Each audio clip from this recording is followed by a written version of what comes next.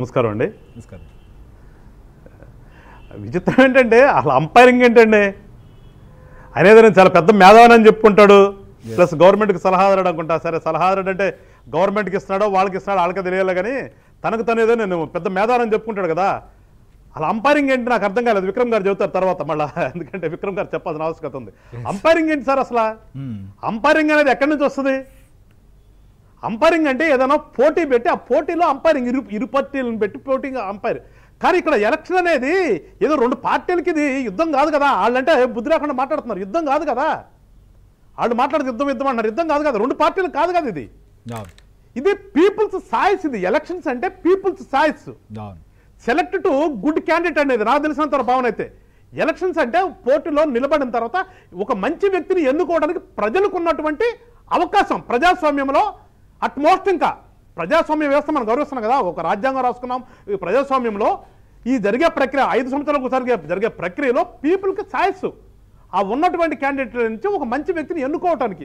It's not battle. అదేనా యుద్ధమా umpiring చేయడానికి? ఏదైనా పోటీ పోనీ వైసీపీకిను ఇక్కడ ఏదో జనసేనకో లేదంటే టీడీపీకో లేదంటే ఇంకో బీజేపీకో పోటీనా? అది కాదు కదా. అంటే ఆ మాత్రం కూడా ఇంగిత జ్ఞానం లేకుండా మాట్లాడుతున్నటువంటి వ్యక్తులు దౌర్భాగ్యం. నిన్నటిదాకా సలహాదారుడు అంటే స్టిల్ అనుకుంటారు, ఇంకా ఈ రోజు కూడా సలహాదారుడు అనుకుంటాను ఆయన. అంటే ఇలాంటి వాళ్ళు ఇంకా అంతకుమించి ఏం మాట్లాడతారండి? సెల్ఫ్గా నాకు నేను తెలియగలనుకునేవాడు అంతే మాట్లాడతారు. సో వాళ్ళకి వాళ్ళ ఉన్నటువంటి పరిస్థితి అర్థం కాక పిచ్చి పిచ్చి మాట్లాడి వస్తున్నాయేమో, ఇందాక విజయ్ గారు చెప్పినట్టు కనిపిస్తుంది తప్పితే అసలు మాట్లాడే భాష అర్థం కావాలి కదా. ఇవాళకి కూడా ఇంకా ఆపద్ధర్మంగా ప్రభుత్వం మీదే, వైఎస్ఆర్ పార్టీనే ఈ రాష్ట్రంలో. ఇన్ని దుర్మార్గాలు జరుగుతుంటే రాష్ట్రంలో కొట్టుకుంటుంటే ఎక్కడికక్కడే వాళ్ళని నివారించవలసిన బాధ్యత ఎవరి మీద ఉందండి? నీ మీద కదా. నువ్వే కదా సలహాదారుడు అన్నిటికీ. ఏం చేయాలో చెప్పేది నువ్వే కదా.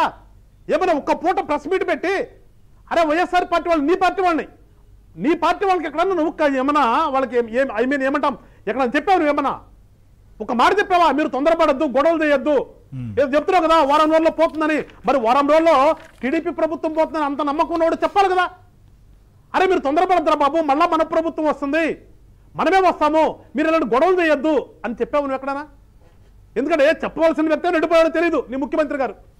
ఆపదర ముఖ్యమంత్రి కదా రాష్ట్రానికి. ఇలాంటి గొడవలు జరుగుతున్నప్పుడు ఉండాలి కదా. ఏదో పొడి చేసినట్టుగా శాత తీర్థానికి పోయాడంట. శాత తీర్థ తీరండి, అది మీ పర్సనల్.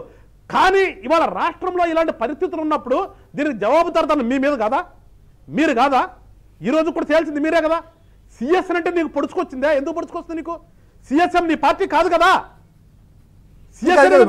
భయపెట్టి ఇంకా వాళ్ళని దారికి తెచ్చుకునేటువంటి ప్రయత్నాలు చేస్తున్నారు. ఈ రకంగా కంప్లైంట్లు కానీ ఆరోపణలు కానీ తెచ్చి దారికి తెచ్చుకునేటువంటి ప్రారంభమే తప్ప మరొకటి కాదని కదా వారు చెప్తున్నది. అదేనండి అంటుంది. ఇది ఉన్నటువంటి జ్ఞానం అది అసలు దారికి తెచ్చుకోవటం సార్. సిఎస్ అంటే నీ పార్టీనా నా పార్టీనా నేను భయపెట్టి తెచ్చుకుంటామండి అంటే భయపడితే భయపడిపోతారా? ఇప్పుడు దా మీరు చేసిన అదే కదా, వాస్తవమే కదా మేము చెప్తున్నా అదే కదా. మరి మేము చేసి పదే మేము చెప్తున్న ఆరోపణలు అయ్యా కదా. మీరు అధికారులందరినీ కూడా మీ చేతుల్లో పెట్టుకున్నారు, వ్యవస్థలను నాశనం చేశారు. ఈ రాష్ట్రంలో వ్యవస్థలన్నీ కూడా నాశనం అయిపోయి మీరు ఏం చెప్తే అది జరుగుతుంది అని మేము చెప్తున్నాం కదా. అదే నువ్వు చెప్పింది ఒప్పుకున్నట్టే కదా. మీరు భయపెడుతున్నాము, మేమేదో భయపెట్టే ప్రయత్నం చేస్తున్నామంటే ఇప్పుడు మీరు చేస్తుంది అదే కదా. అంటే ఈ రాష్ట్రంలో ఉన్నటువంటి అట్మోస్ట్ ఆఫీసర్లందరూ కూడా సీనియర్ ఆఫీసర్లు కూడా భయపడే పరిస్థితిలో ఉన్నారు ఈ రాష్ట్రంలో. ఒక ఆఫీసర్ భయపడే పరిస్థితులు ఉంటే ప్రజలకు ఏం న్యాయం జరిగిందండి? ఇంకా అంటే ప్రభుత్వం నడుస్తుందా వాళ్ళ అసలు? మేము చెప్తుంది ప్రభుత్వం నడవట్లేదని కదా మేము చెప్తుంది. చేయవలసినటువంటి ప్లేస్ లో ఉన్నటువంటి మీ ముఖ్యమంత్రి గారు అక్కడికి వెళ్ళిపోయాడు. నువ్వేమన్నా నీ వాళ్ళని కాపాడుకునే పరిస్థితులు నువ్వున్నావు. మేము ఏదైతే ఉన్నాడో సిఎస్ కి చెప్తుంటే అది కూడా మేము భయపట్టి చెప్తారు. మా చేతిలో తెచ్చుకునేదేంటి? ఆయనకి నాకు తెలిసేదో డేస్ లోనే అనుకుంటారు, డేస్ లోనే రిటైర్ అయిపోతారని చెప్తున్నారు. ఆయన ఏమి ఉండడు కదా. తర్వాత మా ప్రభుత్వం వచ్చినట్టుగా ఆయన ఉండడం కూడా ఉండే పరిస్థితి లేదు. పోయాయని మేము చేతిలో తెచ్చుకునేదేంటి?